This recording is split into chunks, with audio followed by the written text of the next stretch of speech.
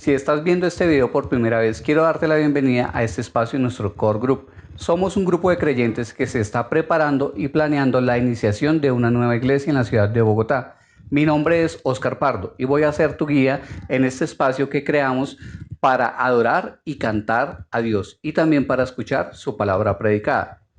Como llamado a la adoración, quiero leer el Salmo 108 del 1 al 4. Mi corazón está firme, oh Dios. Cantaré alabanzas aún con mi alma. Despierten, arpa y lira. A la aurora despertaré. Te daré gracias entre los pueblos, Señor. Te cantaré alabanzas entre las naciones, porque grande por encima de los cielos es tu misericordia y hasta el firmamento tu verdad. Como respuesta a este llamado de adoración, cantemos juntos Soberano Salvador.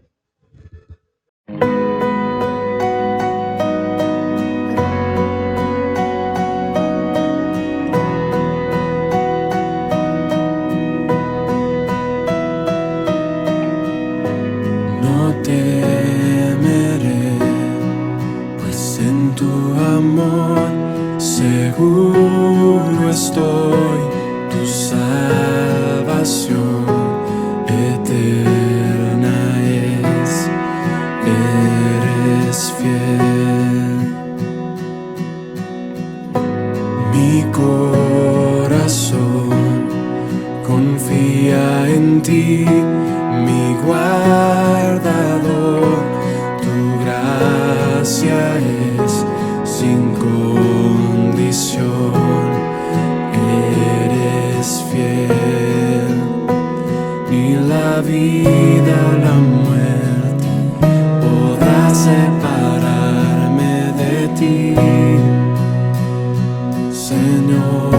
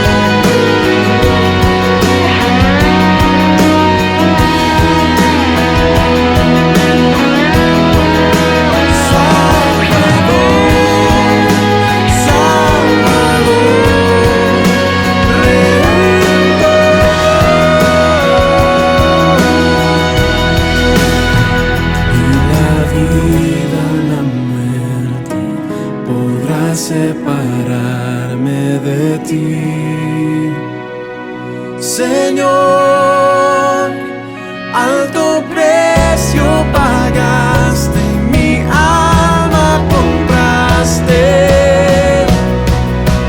Para ti, soberano, mi Salvador,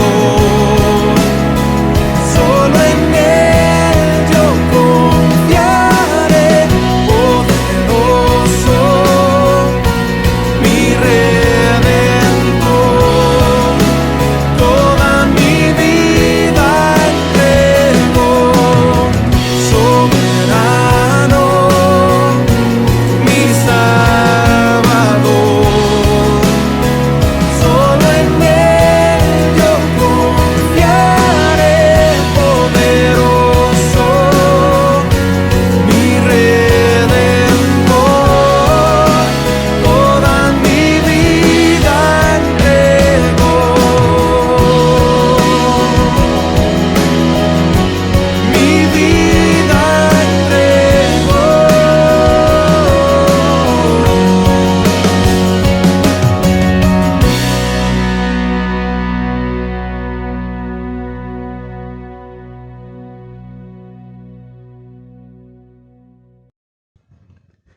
La Biblia dice en Éxodo 15:11, ¿quién como tú entre los dioses, oh Señor? ¿Quién como tú, majestuoso en santidad, temible en las alabanzas, haciendo maravillas?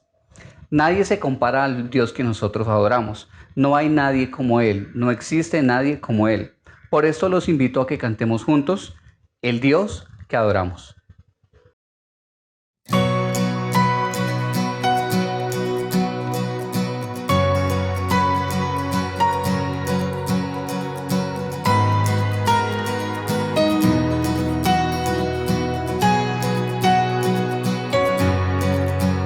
El Dios que hizo los cielos y la tierra con el poder de su palabra y reina con autoridad.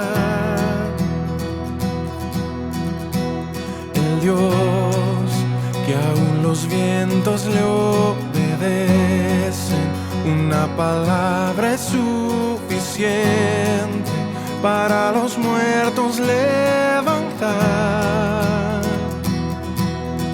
Nadie es como Él, oh gran yo soy. Tú eres el Dios que adoramos, todopoderoso y soberano, grande en misericordia y poder para salvar. Tú eres el Dios que adoramos, quien derrotó la muerte y el pecado, glorioso Redentor y Rey, te adoramos.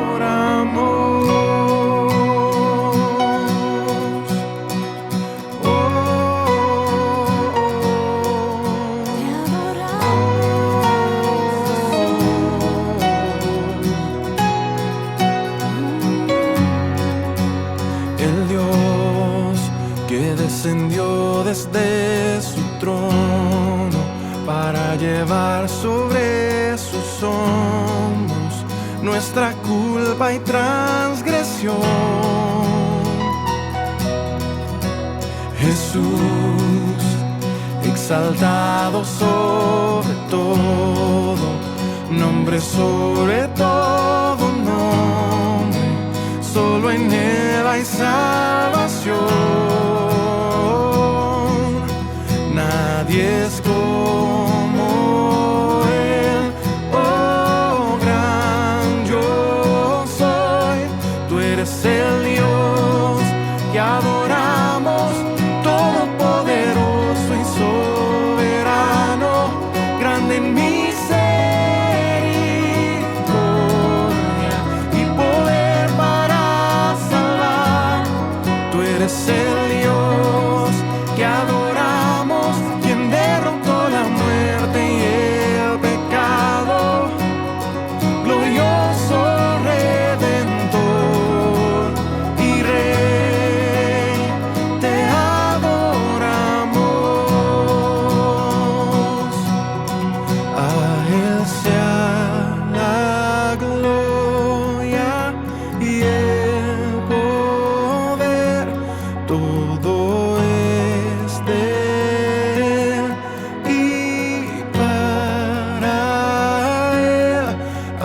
Él sea la gloria y el poder, todo es de Él y para Él.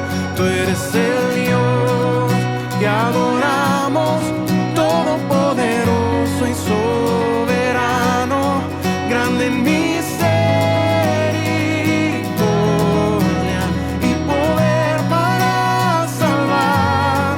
Tú eres el Dios que adoramos, quien derrotó la muerte y el pecado, glorioso Redentor y Rey, te adoramos.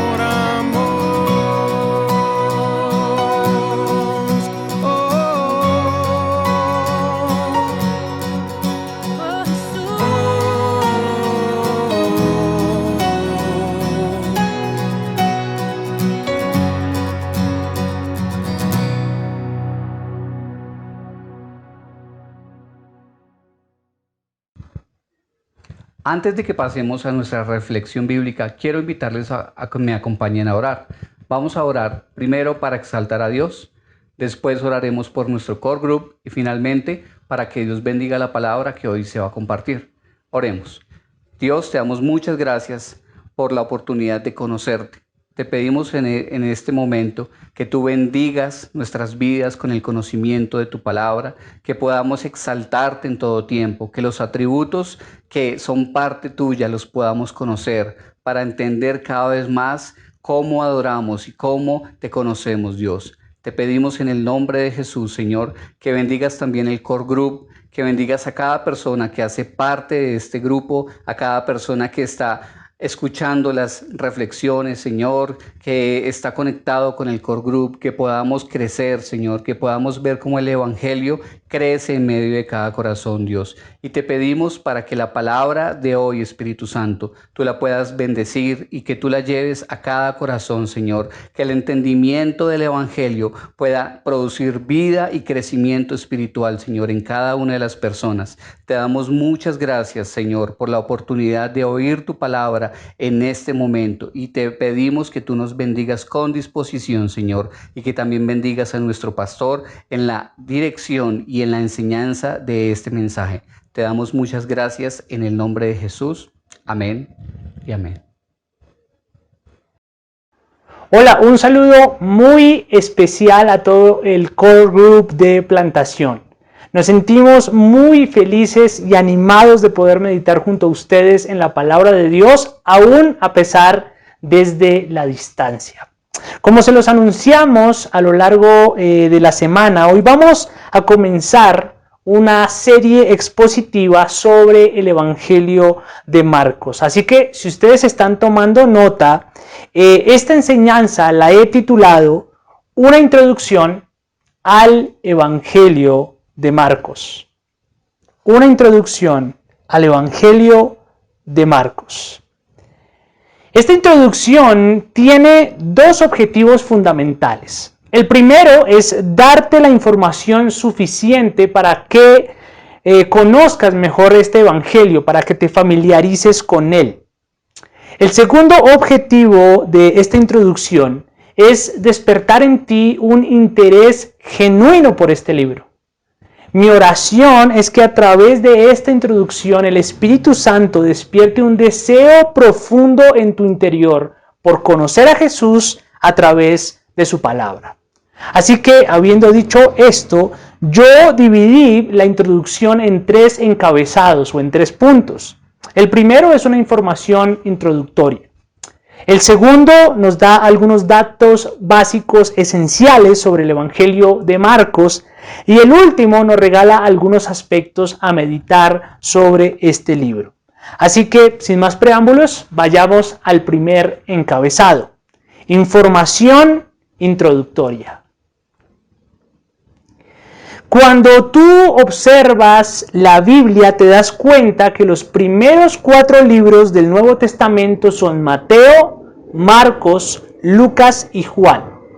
A lo largo de la historia, cada uno de esos libros ha sido presentado como un evangelio. Ahora bien, ¿alguna vez te has preguntado por qué llamamos a estos libros evangelios? Esa es una pregunta importante, sobre todo por la forma en que Marcos presenta su libro. Observa lo que dice Marcos capítulo 1, versículo 1. Principio del Evangelio de Jesucristo, el Mesías, Hijo de Dios. Como tú puedes ver en este versículo, el mismo autor señala que este documento es un evangelio. Así que como información introductoria es bueno que nosotros sepamos qué son los evangelios. Y para empezar, a mí me gustaría decirte lo que no son. Los evangelios no son instrucciones, no son biografías, no son solo un conjunto de historias y tampoco son mitos o leyendas. Ninguna de esas definiciones describe la esencia de estos libros. Ahora, habiendo dicho eso, veamos lo que sí son los evangelios. La palabra evangelio o evangelion que encontramos en Marcos 1:1 significa noticias, buenas noticias. Y esa palabra en ese entonces no era una palabra ligada exclusivamente a la Biblia o a la religión cristiana. En aquella época la palabra evangelion se usaba en muchos ámbitos, incluso en ámbitos políticos o imperiales. En la literatura griega, por ejemplo, había evangelios o noticias que anunciaban la victoria en una guerra o el ascenso de un nuevo rey, de un nuevo emperador. Históricamente, cuando un emperador ascendía al poder o cuando había una amenaza de guerra, el emperador enviaba a sus mensajeros o a sus heraldos a anunciar su evangelio. Esos heraldos debían anunciar las buenas nuevas de la inauguración de su reino o tenían que hablar de su fuerza o de su poder. Ahora, ¿cómo es que estas personas anunciaban esas buenas noticias? Bueno, los heraldos o los mensajeros proclamaban un hecho histórico en relación con ese rey. Ellos hablaban de una batalla que él hubiese ganado o proclamaban la noticia de cómo había sido su coronación. Y ese anuncio, esa noticia sobre el rey le mostraba a las personas que algo había cambiado. Ahora ellos debían relacionarse con esa persona como su rey, como su emperador. Entonces, la palabra evangelio, por su significado original y por la forma en cómo se usó en la historia y en su contexto, nos comunica la idea de noticias. Evangelio no significa enseñanza, no significa biografía, no significa instrucciones, significa buenas noticias. Es así de sencillo. Ahora, ¿por qué los cristianos escogieron esta palabra para transmitir la esencia de su fe? Ellos hubiesen podido utilizar los términos que usaban de pronto en la religión griega o los términos que originalmente usaban los judíos, pero ¿por qué escogieron la palabra evangelio? Bueno, lo hicieron porque esa palabra transmite dos cosas importantes. En primer lugar, este término comunica la idea de que el evangelio es una noticia de lo que Dios ha hecho por ti y no es un consejo o una instrucción de lo que tú tienes que hacer por Dios. Y déjame repetirte eso. Este término comunica la idea de que el evangelio es una noticia de lo que Dios ha hecho por ti y no un consejo o instrucción de lo que tú tienes que hacer por Dios. Esa es la esencia de la fe cristiana. Para otras religiones, Dios revela cómo es que nosotros podemos alcanzar la salvación, pero en el cristianismo es Dios quien logra la salvación por nosotros. Es la primacía de su obra, no la nuestra. El evangelio trae principalmente noticias más que instrucciones. En segundo lugar, este término comunica que el Evangelio se refiere a acontecimientos históricos y por lo tanto tiene un carácter público. El escritor cristiano William Brownson dijo lo siguiente: debemos identificar la fe cristiana como una noticia que tiene importancia para todas las personas. De hecho, para todo el mundo, y no como una mera comprensión o entendimiento esotérico.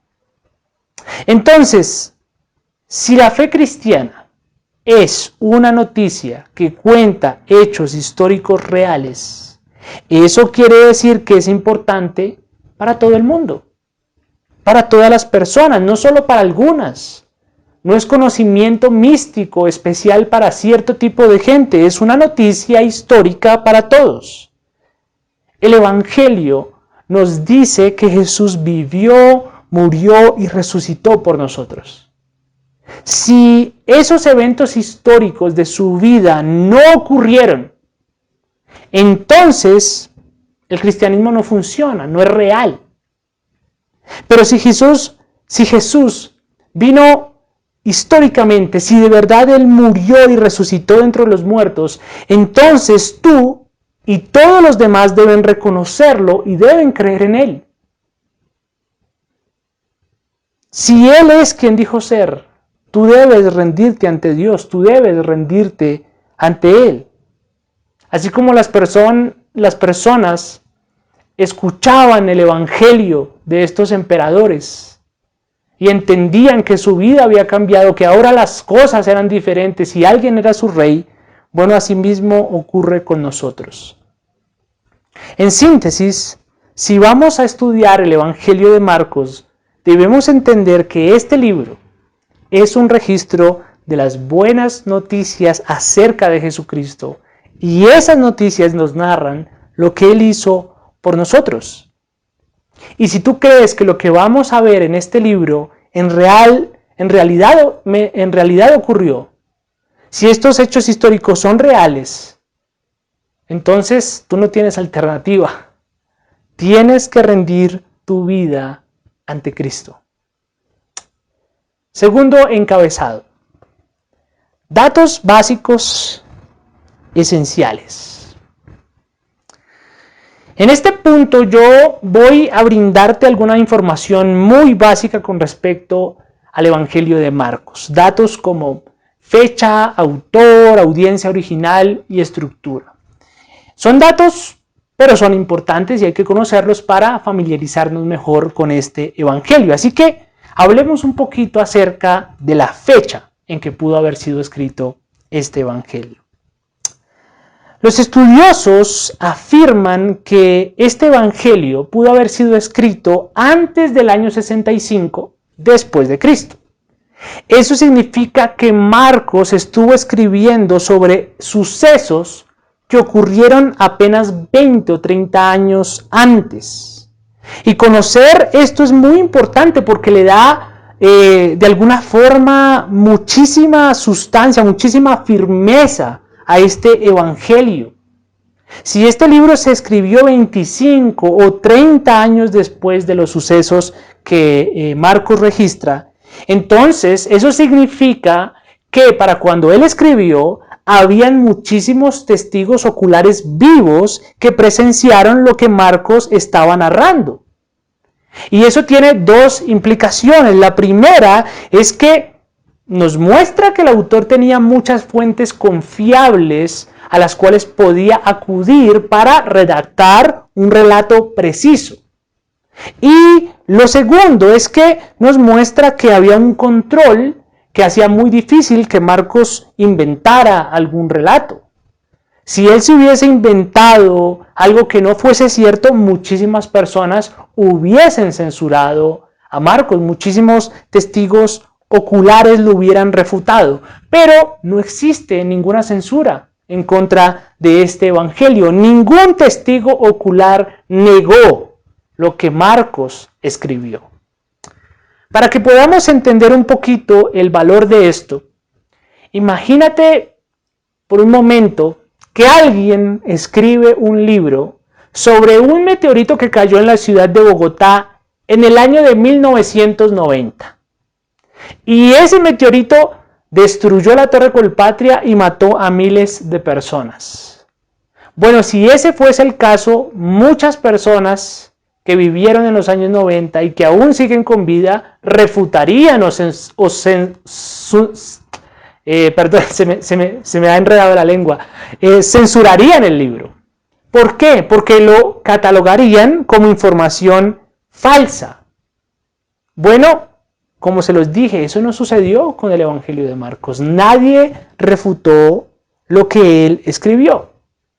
En resumen, saber que este Evangelio fue escrito antes del año 70 después de Cristo nos anima, nos da mucha firmeza para confiar en lo que vamos a ver en estos relatos.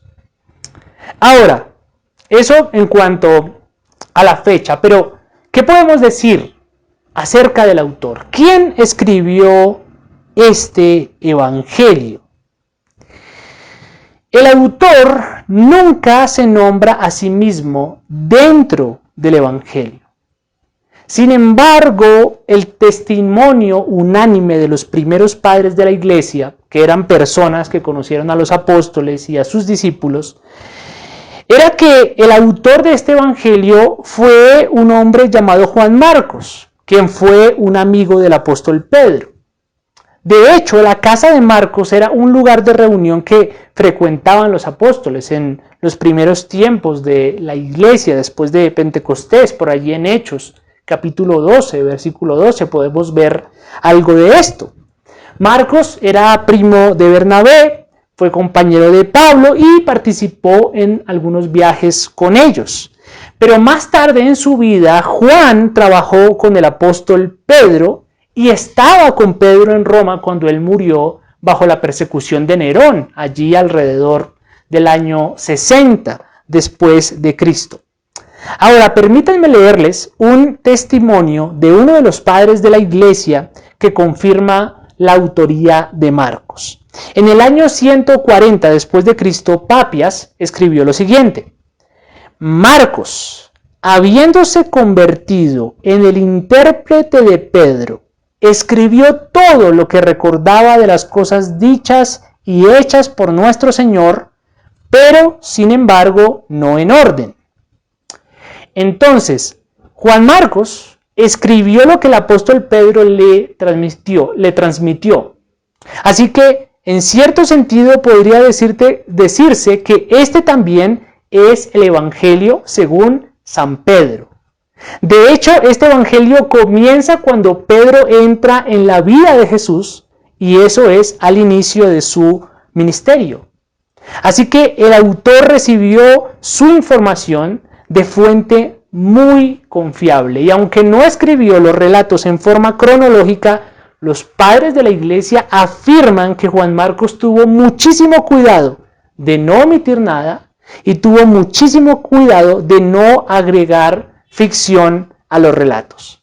Así que esa es otra razón por la cual el Evangelio de Marcos es un evangelio muy confiable para nosotros, tan confiable como cualquier otro libro de las Escrituras. Ahora bien, originalmente, ¿para quién fue escrito este libro? Ya conocemos la fecha, hemos oído algo acerca del autor, pero ¿para quién fue escrito? Bueno, dentro del libro tampoco se nos dice quiénes fueron los oyentes o los destinatarios originales. Sin embargo, a lo largo de la historia de la iglesia, personajes como Ireneo y Clemente de Alejandría afirmaron que este evangelio se envió a la iglesia en Roma o en Italia en general. Y yo creo que eso tiene bastante sentido porque Juan Marcos estuvo con Pedro en Roma. Y sumado a eso, él se tomó el tiempo de explicar dentro de su libro algunas costumbres judías, explica significados de ciertas frases y además utiliza términos en latín. Así que todas esas cosas apoyan la idea de que posiblemente él escribió este evangelio para los creyentes que estaban en la ciudad de Roma o en Italia. Y finalmente, ¿cuál podría ser la estructura de este evangelio? ¿Cómo está construido este libro? Bueno, ahora mismo yo no puedo darles una estructura muy detallada por cuestiones de tiempo, pero voy a mencionar la estructura de una manera general. El libro de Marcos se divide en dos partes. La primera parte va desde el capítulo 1, versículo 1, hasta el capítulo 8, versículo 30. Esa primera parte responde a la pregunta de ¿quién es Jesús? A lo largo de los primeros 8 capítulos, Marcos nos va a presentar a Cristo. ¿Quién es Él? La segunda sección del libro va desde el capítulo 8, versículo 30, hasta el capítulo 16, versículo 8. Y esa segunda mitad del Evangelio responde a la pregunta de ¿qué vino a hacer Jesús? Entonces nota cómo la primera parte del Evangelio nos muestra quién es Cristo y la segunda nos muestra qué fue lo que vino a hacer. A grosso modo, esa es la estructura del Evangelio de Marcos. Así que si tú deseas saber quién es Jesús y qué vino a hacer este mundo, necesitas exponer tu vida al Evangelio de Marcos. Quizás tú has escuchado sobre la persona de Jesús en los documentales de History Channel, que cada vez son más cuestionables en su contenido, o de pronto has escuchado acerca de Jesús por medio de las películas de Semana Santa, que no son muy fieles a los relatos de la Biblia, o quizás a través de la tradición de tu familia. Pero ¿sabes algo?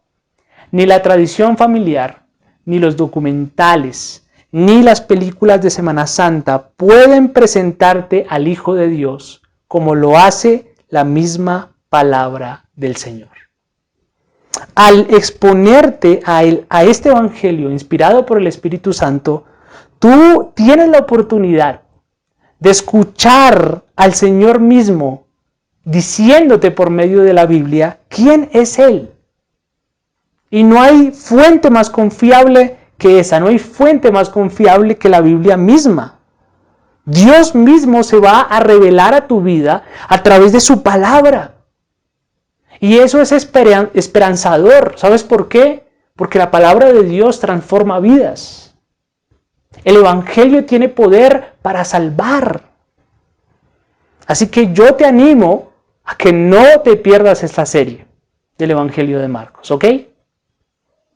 Por último encabezado, aspectos a meditar. Aspectos a meditar. Generalmente, cuando uno da una introducción sobre algún libro de la Biblia, pues uno cita mucha información importante porque esa información nos ayuda a entender mejor el libro, el origen del libro y muchas otras cosas más. No obstante, yo no quiero que te vayas simplemente con información nueva que antes no conocías.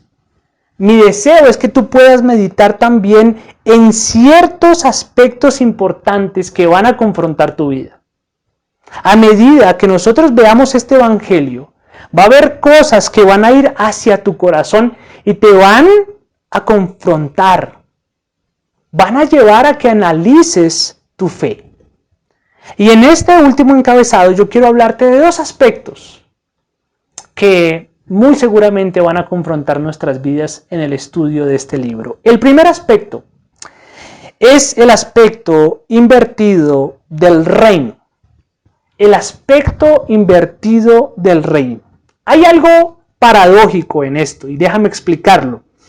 El Evangelio de Marcos nos presenta a Jesucristo como un rey, pero nos lo muestra como un rey siervo. No como un rey que vino a ser servido, sino como un rey que vino a servir. Y eso es completamente distinto a lo que las personas de este mundo esperan de un rey. En el reino de Jesús, por ejemplo, el pobre, el triste y el perseguido están por encima del rico, del reconocido y del satisfecho.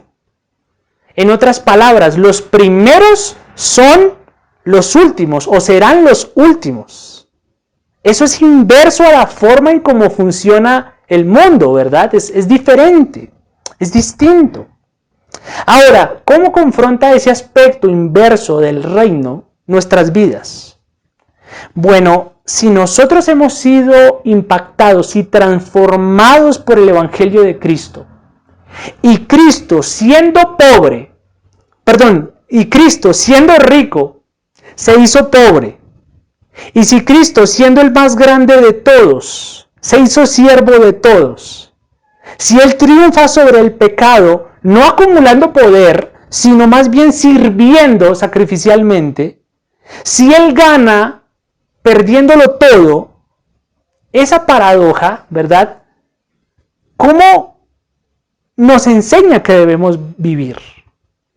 ¿Cómo deberíamos entonces ver el mundo, ver la vida?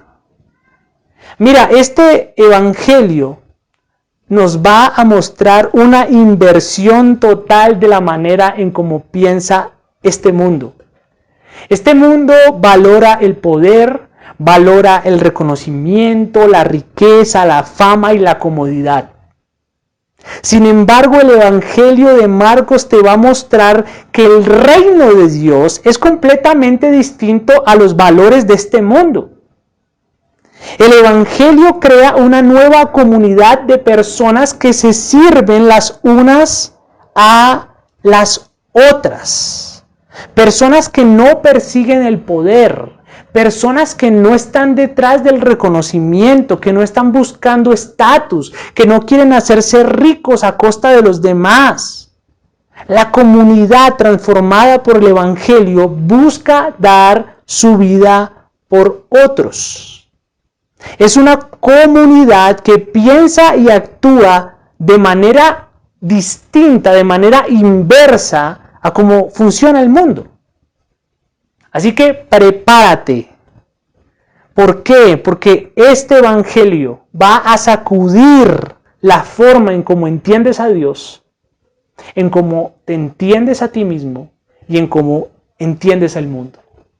Este evangelio te va a tomar y te va a llevar contra la pared para mostrarte y confrontarte con la forma en cómo entiendes a Dios, cómo entiendes tu vida y el mundo en general. Es más, yo creo que si este evangelio realmente fue escrito para la iglesia que se encontraba en Roma, esos creyentes debieron haber sido sacudidos por lo que Marcos registró en este libro, porque la forma en cómo él presenta a Cristo contradice la imagen de reino que comunicaba el Imperio Romano. La imagen de emperador que comunicaba el Imperio Romano. El Imperio Romano mostraba, ¿cierto?, su fortaleza a través de su poder, a través de su riqueza, a través de sus ejércitos, pero Marcos muestra la gloria de Cristo a través del servicio, a través del sacrificio. Es increíble. Él le mostró a los seguidores de Jesús que la preeminencia de un discípulo no se encuentra en ser reconocido, sino en servir a los demás. No se encuentra en ser el primero, sino en ser el último. Y eso sacude el corazón de cualquier creyente. El segundo aspecto que yo quiero mencionar es el aspecto que yo mismo he llamado síguelo o déjalo. El aspecto de síguelo o déjalo. A lo largo de este libro, tú te vas a dar cuenta que vamos a ver muchos personajes, vamos a ver distintos personajes con diferentes características y con diferente origen. Sin embargo, ese grupo de personajes podríamos dividirlos en dos grandes grupos. Los que creyeron en Jesús y lo siguieron, y los que lo rechazaron y despreciaron. Y por medio de esos dos grandes grupos, Marcos enfatiza que los seres humanos no pueden permanecer neutrales con respecto a Jesús. En otras palabras, o estás con Cristo o estás contra Él. O lo sigues o no lo sigues. O le crees o no le crees. No hay término medio. Con Él o contra Él. No hay término medio. Así que, de alguna forma, además de confrontar la forma en cómo ves el mundo, este evangelio te va a tomar a ti y te va a empujar al punto de que evalúes tu fe y de que te preguntes en qué grupo estás. ¿Con Cristo o contra Cristo? O lo aceptas o lo rechazas, o confías en Él o estás contra Él. Este es un aspecto muy importante del Evangelio de Marcos. Amigos, de todo corazón yo deseo que esta introducción despierte en ustedes el deseo de leer, estudiar y meditar el Evangelio de Marcos. Si tú te sientes frío espiritualmente, o si tú crees que no conoces a Jesús, esta es la oportunidad perfecta para acercarte al Mesías. Aprovecha esta serie. Aprovecha esta semana. Toma tu Biblia. Son 16 capítulos nada más. Lee y sobre todo ora para que Dios se revele a tu vida. Y que a través de este libro tú puedas saber quién es Jesús y qué vino a hacer a este mundo. Oremos. Padre, Rey de Gloria, te damos gracias por el Evangelio de Marcos. Gracias por que a través de tu palabra, Señor, tú te revelas a nosotros. Y nuestra oración en esta introducción es que nos permitas conocerte. A través del libro de Marcos, Señor, permítenos saber quién es Jesús y qué vino a hacer. Y si eso ha de poner nuestras vidas de cabeza, que así sea. Si eso ha de confrontarnos, que así sea. Si ha de empujarnos a evaluar nuestra fe, que así sea. Permítenos conocerte, Señor, a través de tu palabra. Esa es nuestra oración y ese es nuestro deseo. Te pedimos esto en el nombre de Cristo Jesús. Amén y amén. Gracias, que el Señor les bendiga. Bueno, hermanos, esperamos que esta introducción al Evangelio de Marcos los motive a leer el Evangelio, a estudiarlo también y a seguir conectados con el estudio. A manera de anuncios, quiero recordarles que a mitad de semana tendremos el aterrizaje, donde vamos a hablar de algunos aspectos del Evangelio y recordaremos lo que se predicó el día de hoy. También quiero contarles que muy pronto vamos a empezar un grupo de estudio en el cual vamos a utilizar un material que se llama El Dios Pródigo. Vamos a contactarnos con las personas para explicarles de qué forma vamos a adquirir el libro. Comenzaremos primero con un grupo pequeño y después seguiremos con otro grupo. También quiero contarles que muy pronto vamos a empezar los estudios de los jueves. Y por último, si tú quieres colaborar con una ofrenda para la plantación, en la descripción de este video vas a encontrar toda la información. Entonces, que el Señor los bendiga y que tengan una buena semana.